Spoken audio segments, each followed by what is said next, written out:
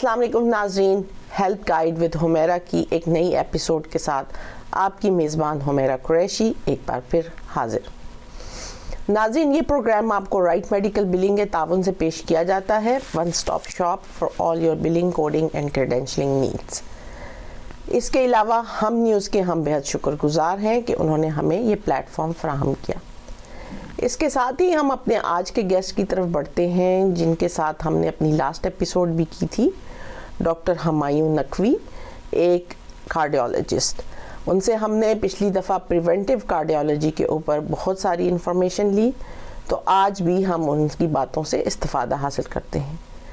जी doctor Naqvi, अस्सलाम वालेकुम। अस्सलाम वालेकुम, thank you once again for coming to my show. Sure, my pleasure. हमने प्रिवेंटिव कार्डियोलॉजी को तो काफ़ी समझा आपके थ्रू। अब हमें थोड़ा सा ये बताइए कि हार्ट अटैक या हार्ट फेलियर, इसमें क्या फ़र्क होता है? लोगों को कुछ क्लैरिटी नहीं है कि क्या है ये।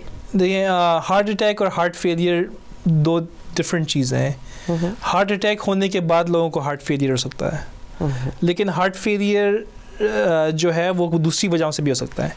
हार्ट फेलियर का मतलब है कि किसी वजह से आपका जो हार्ट है, जो आपका पंप है, वो काम नहीं कर रहा है। उसकी काफ़ी वजह होती हैं।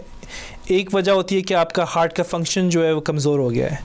आपका हार्ट जितना स्क्वीज़ करना चाहिए, जितना ज़ोर से जो धड़कना चाहिए, वो नहीं हो रहा है। उसकी या तो हार्ट की वॉल्स में कोई प्रॉब्लम है, हार्ट के वैल्व्स में कोई प्रॉब्लम है। तो एक तो तरह का हार्ट फेलियर ये है। उसमें ये होता है कि आपकी टांगों में फ्लूइड भरना शुरू हो जाता है, आपको सांस लेने में मुश्किल हो जाती है, बिस्तर पे फ्लैट लेटने में प्रॉब्लम हो जाती है, आपको थोड़ी थोड़ी देर बाद बैठना पड़ता है कि मेरा जो है मुझे घुटन हो रही है या शॉर्टनेस ऑफ ब्रेथ हो रही है। तो एक तो ये हार्ट फेलियर होता है जब आपका हार्ट वीक हो जाता है। दूसरा हार्ट फेलियर होता है जब आपका हार्ट स्टिफ हो जाता है। और हार्ट स्टिफ हो जाता है कि वो जब ब्लड उसमें आ रहा है तो वो सही तरह से एक्सपेंड नहीं हो रहा है, और उसकी वजह से भी काफ़ी लोगों को सांस में problem, fluid buildup, shortness of breath, ये सिम्टम्स हो जाते हैं। तो हार्ट फेलियर ये हो गया। हार्ट अटैक वो होता है, और हार्ट अटैक काफ़ी डेंजरस चीज़ है।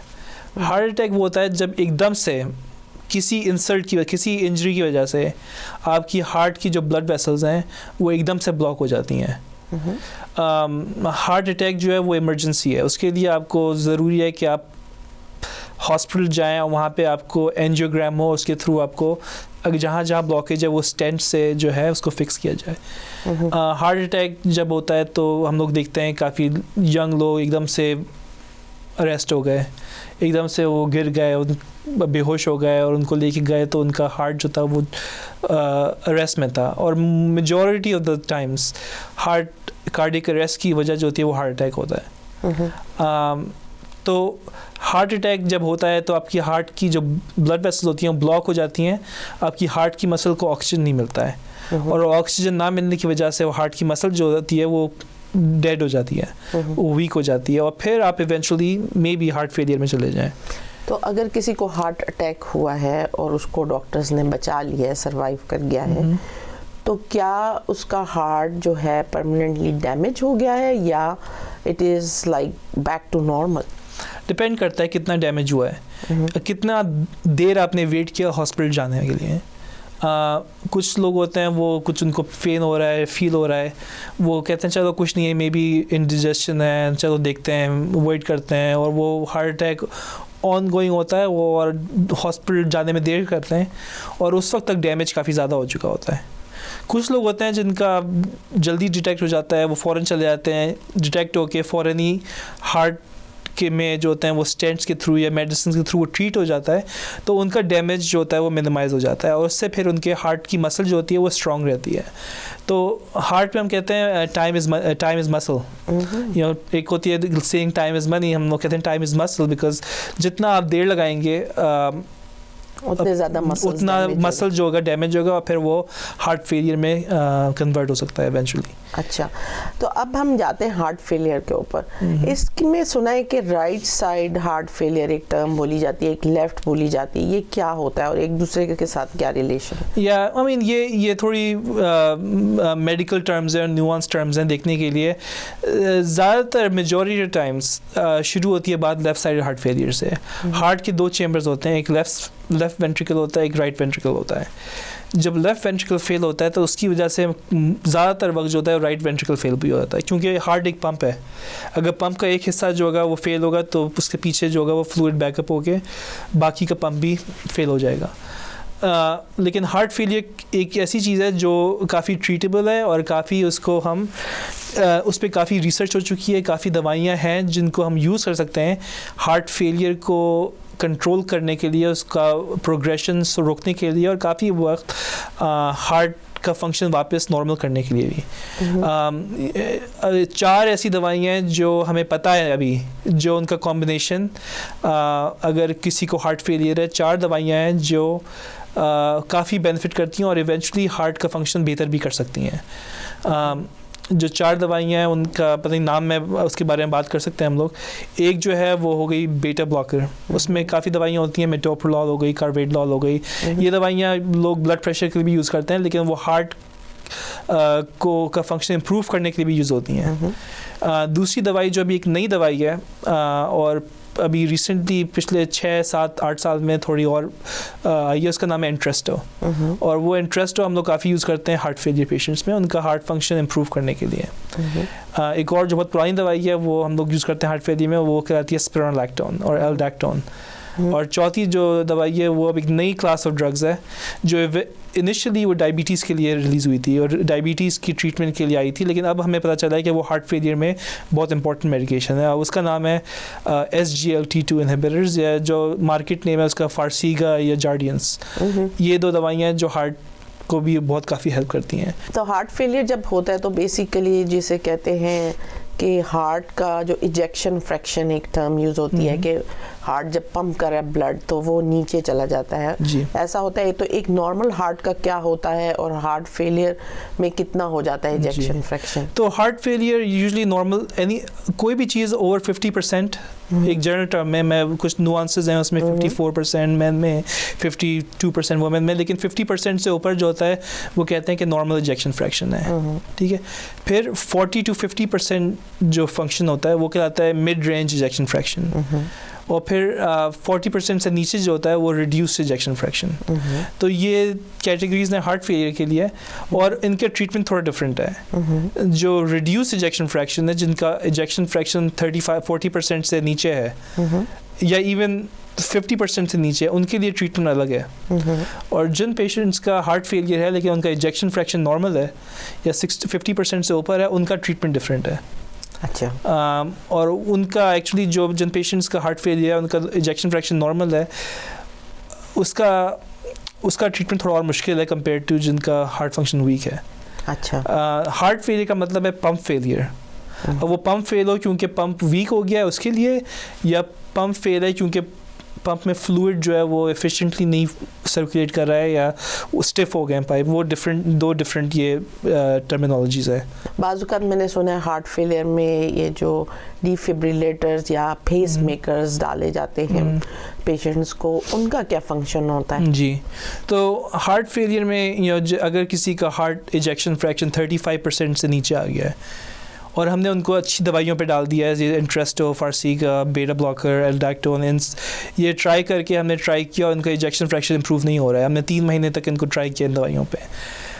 ऐसे पेशेंट जिनका हार्ट फंक्शन नहीं इम्प्रूव हो रहा होता, उनका सडन कार्डियक डेथ, एकदम से किसी अरिथमिया के थ्रू डेथ होना काफ़ी कॉमन होता है। तो उसको प्रिवेंट करने के लिए ये रेकमेंड किया जाता है कि आप डिफिब्रिलेटर लगाएं जिनका इजेक्शन फ्रैक्शन 35% से कम है। और उनको हमने दवाइयों से ट्राई कर लिया इम्प्रूव करने के लिए, वो नहीं इम्प्रूव हो रहे हैं। तो ये एक फिर पेस मेकर जो होती है वो डिफरेंट चीज़ होती है। वो डिफिब्रिलेटर तो ज़्यादातर पेशेंट जिनका होता है वीक होता है उनके लिए एक रेकमेंड होता है। पेस मेकर हम उन पेशेंट्स में लगाते हैं जिनका हार्ट की सिंक्रोनाइजेशन जो होती है फेलियर की वजह से वो ऑफ हो जाती है, कि लेफ़्ट साइड का हार्ट और राइट साइड का हार्ट साथ में सिंक नहीं कर रहे होते, और उनके लिए हम लोग एक पेस मेकर लगाते हैं, उसका नाम होता है CRT या कार्डियक रीसिंक्रोनाइजेशन थेरेपी, और उससे काफ़ी इम्प्रूवमेंट आती है उनके फंक्शन में और उनके ब्रीदिंग में और स्टेमिना में। Defibrillator is kind of the back, जैसे कहते हैं इंश्योरेंस है, जस्ट इन केस हार्ट काम नहीं करता।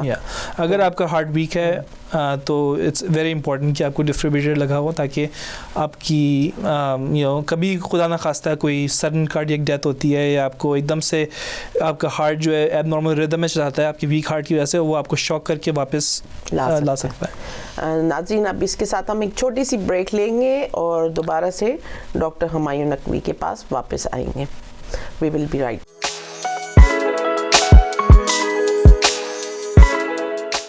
Attention, all doctors and medical office managers. Are you looking for reliable and affordable medical billing services?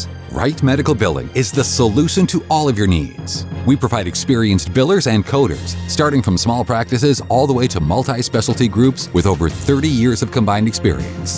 RMB offers guaranteed lower rates and better services than your current billing setup. Right Medical Billing is based out of Houston. For more information, call Right Medical Billing at 281-864-0448. That's 281-864-0448. At Maximum Resolution Imaging, located in Richmond, Texas, we believe in treating our patients like friends and family. Our team is not just here to provide exceptional medical care. We're here for your well-being. We provide a comforting hand and a reassuring smile because we genuinely care about your well-being. But it's not just our people that set us apart. It's our latest technology that ensures that you receive the most accurate and timely diagnoses. We offer comprehensive breast imaging services. Our full body scans give you a complete health assessment in a single visit, all with zero radiation. We have harnessed the power of AI with artificial intelligence. We provide more accurate and timely results. So when you choose Maximum Resolution Imaging, you're not just choosing a healthcare provider, you're choosing a partner in your health journey. Schedule your appointment today. Call us at 832-400-2731. We proudly serve Richmond, Katy, Sugarland, Rosenberg, Cinco Ranch, Fulshear, and Missouri City, all from one convenient central location.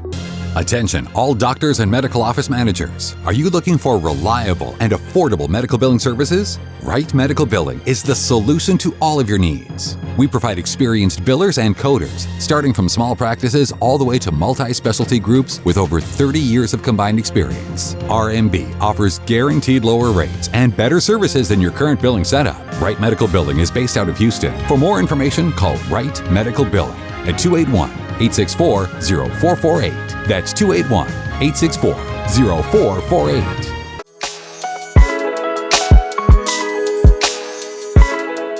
जी नाज़रीन, इस वक्त हम मौजूद हैं अपने board certified cardiologist doctor Humayun Naqvi के साथ। तो चलें दोबारा से बातों का सिलसिला शुरू करते हैं। आप ये बताइए कि अपना स्ट्रेस रिलीज़ करने के लिए, अपने आप को काम डाउन करने के लिए आप क्या करते हैं? आपका भी तो इतना बिजी प्रोफेशन जी है। या अभी प्रोफेशन और मेरा करियर जो है अर्ली स्टेजेस में है, तो काम ज़्यादा और फ़न कम, लेकिन मैं ट्राई करता हूँ कि सबसे ज़्यादा अपने बेटे के साथ और अपनी वाइफ के साथ टाइम गुजारूँ। उनके साथ उनको पार्क लेके जाता हूँ बेटे को, और रन अराउंड, प्ले स्पोर्ट्स का मुझे काफ़ी शौक है। डिफरेंट तरह के स्पोर्ट्स, कॉलेज फुटबॉल हो गई, NFL, बास्केटबॉल, क्रिकेट, इन सब चीज़ों का शौक है। और ट्राई करता हूँ कि जो मुझे पता है कि मैं अपने पेशेंट्स को रोज़ बताता हूँ कि एक्सरसाइज करनी है और वर्कआउट करना है, तो मैं ट्राई करता हूँ कॉन्स्टेंटली कि वर्कआउट क्लासेस में जाऊँ और कुछ ना कोई क्लासेस लेके और वर्कआउट करूँ। एक और जो मुझे चीज़ का मज़ा आता है और इंटरेस्ट है वो कुकिंग का। तो कुकिंग इधर कुकिंग के देसी फूड या एशियन फूड या किसी भी तरह के खाने, और फिर ग्रिलिंग साथ में, कि अगर मौसम अच्छा है बाहर तो ग्रिलिंग करने में फैमिली के साथ रिलैक्स करने में भी मज़ा आता है। अब इतना क्योंकि पेशेंट्स को मैं काफ़ी अपने गाइड करता हूँ खाने के बारे में, क्या खाना बेहतर है, क्या खाना नहीं बेहतर है। तो आजकल जो हम लोग ज़्यादा ट्राई कर रहे हैं वो फ़िश, ग्रिल्ड सी फूड, इनमें ज़्यादा फोकस कर रहे हैं। यानी हेल्थी ईटिंग जो है वो भी, या आई मीन हेल्थी ईटिंग, इसका मतलब ये नहीं है कि आप बिल्कुल फीका खाना, ख़राब खाना खाएँ। हेल्थी ईटिंग का मतलब है कि आप सही इंग्रेडिएंट्स यूज़ करें, लेकिन खाना आप फिर भी मज़े का खाएं। खाना ह्यूस्टन में आपको पता है कि खाने के लिए is one of the best cities. यहाँ पे हर तरह के रेस्टोरेंट्स हैं और अच्छे रेस्टोरेंट्स हैं, लेकिन जब आप बाहर जाएं तो अच्छी चॉइसेस आप ले सकते हैं कि अगर आप जा रहे हैं किसी रेस्टोरेंट में जा रहे हैं तो वहाँ पे आप मे बी देखें सैल्मन देखें या कोई फ़िश देखें या श्रिम्प देखें। अगर आप खा रहे हैं तो आप मे बी ट्राई करें कि सैलड भी साथ में लें। ये भी देखने में आया है कि जिम में कुछ लोगों का हार्ट जो है कार्डियक अटैक हो जाता है and they die at the spot. मैंने खुद देखा है। तो ये कैसे पता चल रहा है कि हम एक्सरसाइज किस तरह ज़्यादा हो गई, कम होगी, क्या गलत कर रहे हैं? अगर आप 25 इयर्स 25 इयर्स के हैं, आपको कोई और प्रॉब्लम नहीं है, आप स्मोक नहीं करते हैं, आपकी फैमिली हिस्ट्री में कोई एक सडन कार्डियक डेथ की हिस्ट्री नहीं है, तो इतना कोई एक्सरसाइज करने में, स्पोर्ट्स में एंटर करने में कोई ज़्यादा नुकसान नहीं है ना। अगर आपकी फैमिली हिस्ट्री है किसी सडन कार्डियक डेथ की अर्ली एज में, तो ज़रूरी है कि मे बी आप EKG अपना एक बार करवा लें, देख लें कि कोई EKG में कोई एबनॉर्मेलिटी नहीं है। ये यंग लोगों के लिए है ना। काफ़ी सुनने में आता है कि एकदम से फुटबॉल प्लेयर फील्ड पे एकदम से कोलैप्स हो गया ना। ये रेयर इंस्टेंसेस हैं। ज़्यादातर वक्त क्या होता है कि इन बच्चों की या इन लड़कों की लड़कियों की सही से डायग्नोसिस नहीं होता है, मिस डायग्नोसिस हुआ होता है, इनको कोई रेयर जेनेटिक कंडीशन होती है और उसकी वजह से इनका कोलैप्स होता है। अच्छा ना अब अगर आप अब दूसरा स्पेक्ट्रम है कि आप अपने 40s 50s में हैं और आप एक्सरसाइज कर रहे हैं, तो अब ये देखना आपको इम्पोर्टेंट है कि आपके दूसरे रिस्क फैक्टर्स क्या हैं। अगर आप एक्सरसाइज कर रहे हैं लेकिन आप अपना दूसरी चीज़ों में, अपने डाइट में और आपकी कोलेस्ट्रॉल भी पोअरली कंट्रोल्ड हैं और आप हर दूसरे दिन हुक्का भी स्मोक कर रहे हैं और सिगरेट भी स्मोक कर रहे हैं, तो फिर देखना पड़ेगा कि आप मेक श्योर कर लें कि आपके रिस्क फैक्टर्स जो हैं वो रिड्यूस्ड हैं। ठीक है, तो उसमें वही बात आती है कि आप अपने कोलेस्ट्रॉल चेक करके, डायबिटीज़ चेक करके, अगर आपका कार्डियक CTA या कैल्शियम स्कोर नहीं हुआ तो वो करवा के देखें कि मेक श्योर कर लें कि आपके लिए सेफ़ है इंटेंस एक्सरसाइज करने के लिए। Now moderate level exercise is always recommended. वो मैं कभी किसी को मना नहीं करूँगा कि आप मॉडरेट लेवल एक्सरसाइज ना करें, ये कार्डियोलॉजी प्रोफेशन के अगेंस्ट जाता है। तो अगर किसी का हार्ट फेलियर है या हार्ट की कोई भी हिस्ट्री है, वो फिर भी एक्सरसाइज कर सकता है? Mild to moderate level exercise उनको फिर भी करनी चाहिए। उसमें इंक्लूड होता है कि अगर आपको हार्ट अटैक हुआ, हार्ट फेलियर है, तो अगर आप खाली वॉक कर पा रहे हैं तो आप वॉक करें 30 मिनट्स के लिए फास्ट स्पीड पे या मीडियम स्पीड पे। अगर आप रन कर सकते हैं, अगर आप वेट लिफ्ट कर सकते हैं तो आप वो करें। You should do that as long as आपकी दूसरी चीज़ें कंट्रोल में। ये नहीं कि आपका blood pressure 190 200 systolic high number पहुँचा हुआ है और आप के चेस्ट में पेन हो रहा है फिर भी आप पुश कर रहे हैं। लिमिट देख के, अपना रिस्क देख के, लेकिन moderate level exercise is recommended for everyone. अच्छा, तो पल्स रेट जो है वो उस वक्त देखनी चाहिए अगर आप रनिंग कर रहे हैं? पल्स रेट आप जब अगर इफेक्टिव एक्सरसाइज के लिए आपका pulse rate almost 85% of your maximum heart rate वहाँ तक पहुँचना चाहिए अगर आपको एक्चुअल कार्डियो एक्सरसाइज या कार्डियोवैस्कुलर ट्रेनिंग करनी है। मैक्सिमल हार्ट रेट आप कैसे कैलकुलेट करते हैं? यूजली 220 माइनस योर एज और उसका फिर 85% निकाल के देख लें कि आपका हार्ट रेट कहाँ पे सेफ जोन है। अच्छा। या एक्सरसाइज जोन है। अगर आपकी एज जो है वो 40 इयर्स है तो 220 minus 40 180 is your maximal heart rate. और अगर आप खाली आप एक्सरसाइज कर रहे हैं और आपका हार्ट रेट 110 100 पे पहुँच रहा है और आप वहाँ पे स्टॉप कर रहे हैं तो वो एडिक्वेट एक्सरसाइज नहीं हुई। आपको चाहिए कि आपका हार्ट रेट 140 150 तक पहुँचे, जो 85% ऑफ 180 जो है वो उस हार्ट रेट आपका 20 मिनट्स 30 मिनट्स तक वहाँ तक हार्ट रेट आपका रह रहा है। वो एक एक्चुअल बेनिफिशियल एक्सरसाइज रही आपके लिए। तो अगर किसी को प्लैक फॉर्मेशन है आर्टरीज में और वो एक्सरसाइज करता है तो डज इट हेल्प कि उसका प्लैक जो है उसको भी मतलब रिमूव हो जाएगा? एक्सरसाइज करने में आपकी जो हार्ट की आर्टरीज होती हैं वो रिलैक्स होती हैं। ऐसे केमिकल्स रिलीज होते हैं जो हार्ट की आर्टरीज को रिलैक्स करें और आपका ब्लड प्रेशर डिक्रीज करें, तो उसके हिसाब से फ़ायदेमंद है। लेकिन अगर आपका सॉफ्ट प्लैक है, कहीं सॉफ्ट प्लैक है या प्लैक फॉर्मेशन है हार्ट में कहीं, और आप बहुत एक्सरसाइज कर रहे हैं बगैर knowing that there is something there, और उसके आपने वो मेजर्स नहीं लिए हुए हैं उसको प्रिवेंट करने के लिए हार्ट अटैक को, जैसे कि दवाइयाँ जो लेनी चाहिए वो नहीं ले रहे, तो फिर रिस्क है हार्ट अटैक का। लेकिन अगर आपको पता है आपकी रिस्क क्या है, आपने वो सारे प्रिवेंशन मेजर लिए हुए हैं, आप दवाइयों पे हैं या आप अब स्मोकिंग आपने छोड़ी हुई है और फिर आप एक्सरसाइज कर रहे हैं, तो that's okay. So that is, so you have to monitor. Yeah, exercise is beneficial. Exercise आपके लिए फ़ायदेमंद है, आपको करनी चाहिए एक्सरसाइज। कोई ना कोई मूवमेंट आपकी लाइफ बढ़ाने के लिए बहुत इम्पोर्टेंट है, और सेडेंटरी बैठना, मूवमेंट नहीं करना, ये आपकी लाइफ को कम करती है और आपकी बुढ़ापे में आपको जाके और joint pain, muscle x, weakness, ये सारी चीज़ें डेवलप होना शुरू हो जाती हैं। तो ये एंजाइना पेन क्या होता है?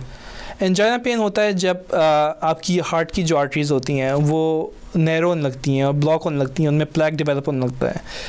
तो जब आप एक्सरसाइज करते हैं या कोई स्ट्रेस में आते हैं तो आपकी हार्ट मसल्स में वो ब्लड फ्लो जो यूज्ड टू होता है वो नहीं पहुंच रहा होता है, और फिर वो हार्ट की मसल आपको सिग्नल भेजती है कि मुझे ये पेन हो रहा है, मुझे ऑक्सीजन नहीं मिल रहा है, तो बैक ऑफ। तो उस वक्त ये इंपॉर्टेंट है कि आप बैक ऑफ करें और फिर कार्डियोलॉजिस्ट को जाके देखें कि क्या मसला है, क्या वजह है, और फिर उसके लिए फिर डायग्नोस्टिक टेस्टिंग है, जैसे स्ट्रेस टेस्टिंग हो गई, कार्डियक CT हो गया, ये सब चीज़ें, पेट स्कैन हो गया, कार्डियक MRI होता है कुछ इंस्टेंस में करने के लिए, देखने के लिए कि क्या वजह है, कि क्यों हो रहा है चेस्ट में। अगर किसी का ब्लड प्रेशर हाई है, 190 180 पे है, तो उसको मज़ीद अपने आप को उस वक्त एक्सरसाइज करने या इस तरह के मोड में नहीं लाना, रिलैक्स करना चाहिए, ताकि रिलैक्स होना चाहिए, लेकिन जल्दी से जल्दी केयर सीख करनी चाहिए, डॉक्टर को दिखाना चाहिए, अपनी दवाई जो है उनको एडजस्ट करवाना चाहिए, ताकि आप वापस आपका ब्लड प्रेशर कंट्रोल में और फिर वापस आप एक्सरसाइज लेवल रिज्यूम कर पाएँ। तो ये आपने बहुत हमें अच्छी इन्फॉर्मेशन दी, और इसके अलावा मैं ये पूछना चाहूँगी कि आपने कार्डियोलॉजी की तरफ जाना क्यों सिलेक्ट किया? कार्डियोलॉजी मुझे शुरू से इंटरेस्ट था। कार्डियोलॉजी काफ़ी डायनामिक फील्ड है, उसमें कार्डियोलॉजिस्ट की ट्रेनिंग होती है, इमेजिंग में पेशेंट इंटरेक्शन होता है काफ़ी, आप हॉस्पिटल में प्रोसीजर्स कर पाते हैं, आप एंजियोग्राम्स, दूसरी काफ़ी प्रोसीजर होते हैं जो मैं करता हूँ हॉस्पिटल में जाके। तो इसके साथ ही मैं चाहूँगी कि अगर आप कोई मैसेज देना चाहें हमारे नाजरीन को, वो ज़रूर दीजिए एज अ कार्डियोलॉजिस्ट। हमारी जो कम्युनिटी है, जो देसी कम्युनिटी है, हमें काफ़ी ध्यान रखना चाहिए अपनी हेल्थ के ऊपर। साउथ एशियंस में हार्ट डिज़ीज़ काफ़ी रिस्की चीज़ है और काफ़ी प्रेवलेंट चीज़ है, काफ़ी लोगों को हार्ट प्रॉब्लम्स होती हैं। तो मेक श्योर करें कि आप अपनी टेस्टिंग करवा रहे हैं, डॉक्टर्स के पास जा रहे हैं देखने के लिए, अपना ब्लड प्रेशर चेक रख रहे हैं, अपनी लैब्स जो करवानी चाहिए वो कर रहे हैं, और अगर कभी आपको ज़रूरत है तो यू कैन कम सी मी। मेरी क्लिनिक जो है वो मेमोरियल एरिया में, मेमोरियल सिटी में, और मेरा फ़ोन वेबसाइट जो है वो www.htxheart.com, और फ़ोन नंबर जो है 832-271-5897, ये ऑफिस का नंबर है। तो कॉल करके अगर आप देखना चाहें और ये टेस्ट करवाना चाहें तो you can let me know. Thank you very much. नाजरीन, जैसा कि हम हर प्रोग्राम में कहते हैं कि सेहत बेशबहा नेमत है, और जब ये लूज़ हो जाती है तो आप यकीन माने कि कोई ज़िंदगी का प्लेयर जो होता है उसको आप एंजॉय नहीं कर सकते। किसी किस्म का वेल्थ, कोई भी और चीज़ जो है इस ब्लेसिंग का नेमुल बदल नहीं है। इसके साथ ही मैं अपने मेहमान का बहुत शुक्रिया अदा करना चाहती हूँ, उन्होंने हमारे लिए टाइम निकाला, आपके साथ बहुत सारी इन्फॉर्मेशन शेयर की। आपका फ़ीडबैक हमें फ़ेसबुक पे और ईमेल्स के थ्रू मिलता रहता है। आप मज़ीद हमें ऐसी बातें बताइए जो आप जानना चाहते हैं मेरे आने वाले गेस्ट के साथ, ताकि हम अपने इस प्रोग्राम को ज़्यादा आपके लिए मुफीद बनाएं और आपसे और भी ज़्यादा इन्फॉर्मेशन शेयर करते रहें। अब तक के लिए इजाज़त दीजिए। अल्लाह हाफ़िज़।